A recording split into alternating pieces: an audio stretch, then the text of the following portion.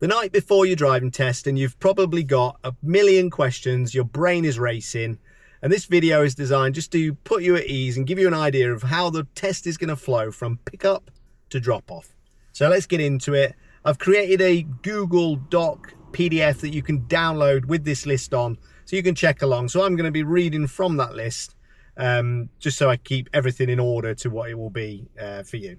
So obviously the first thing is your instructor is going to pick you up, or if you're traveling in your own car, just make sure you give yourself a bit of time to get used to the vehicle.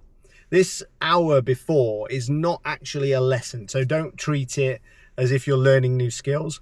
This is more just to go over the basics, and you know, anything that you're worried about, you can talk to your instructor about, and it should put you a little bit more at ease before the test starts.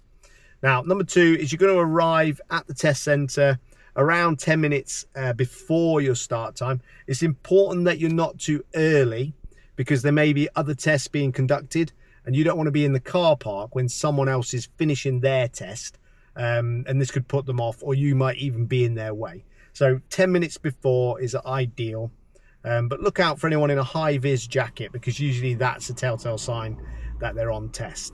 Okay. Obviously, you need to make sure you've got some documents with you. So you need your provisional driver's license. If you haven't got that, you will not be able to do the test. And also they ask you to bring your past certificate for your theory. But in all the years I've been doing this, no one has ever asked to see that. But, you know, don't be the first one that proves that theory wrong. So if you know what it is, if you know where it is, take it. If you haven't got it, don't worry. As long as you've got your provisional license, you're good to go. Obviously, you're going to need glasses if you wear them, because you will be asked to do the eyesight check, which is at 20 meters. So make sure if you wear glasses, you've got them ready the day before, and you take them, put them on your head so you don't forget them.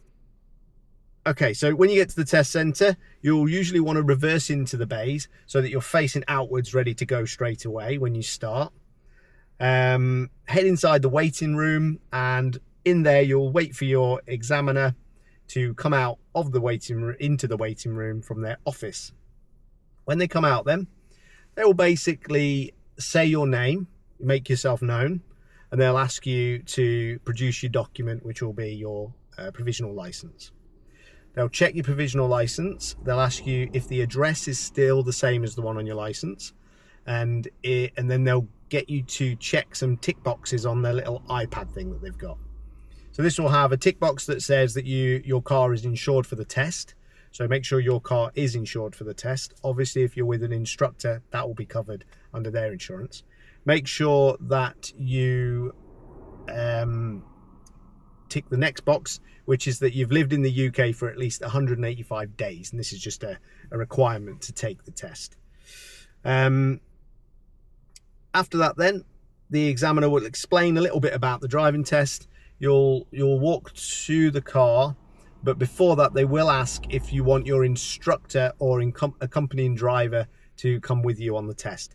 They can sit in the back of the car and they can watch the test be conducted, but they can't help you in any way. I don't bother sitting in on most tests, because, you know, no one wants to see my ugly mug in the rear view mirror when they look in there. So usually I'll just wait in the test center, you know, I'll go for a walk or whatever.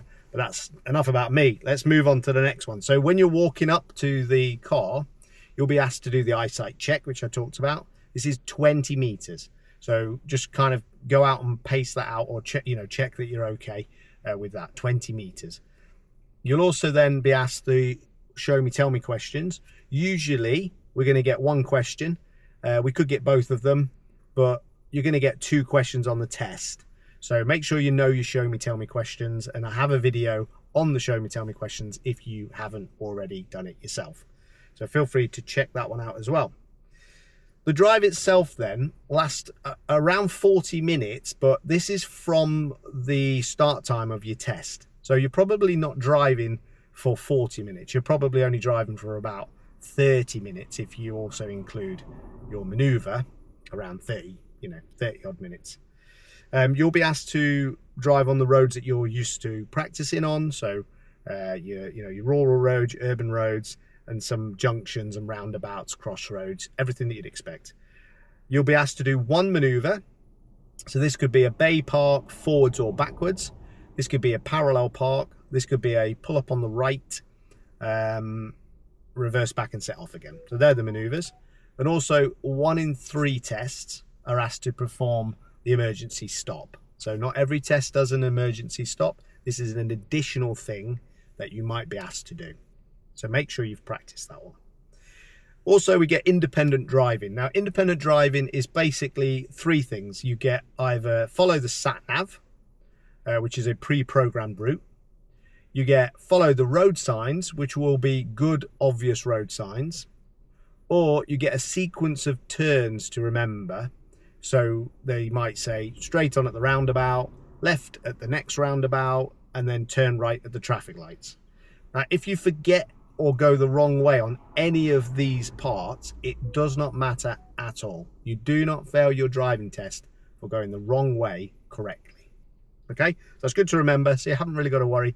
But if you want to ask again, you can ask again and they will repeat the direction again. So good stuff, easy to remember.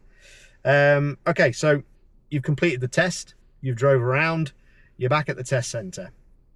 Now, when you park up at the end, if you've already done your maneuver, then the parking up at the end is a bit more relaxed. Try and end up parking neatly in a bay if you can, but if you've done your maneuver and they just tell you to pull in, you know, pull up, whatever, they will probably normally say to you, don't worry about it too much, just pull up, stop the car, and then they'll go through the test result with you.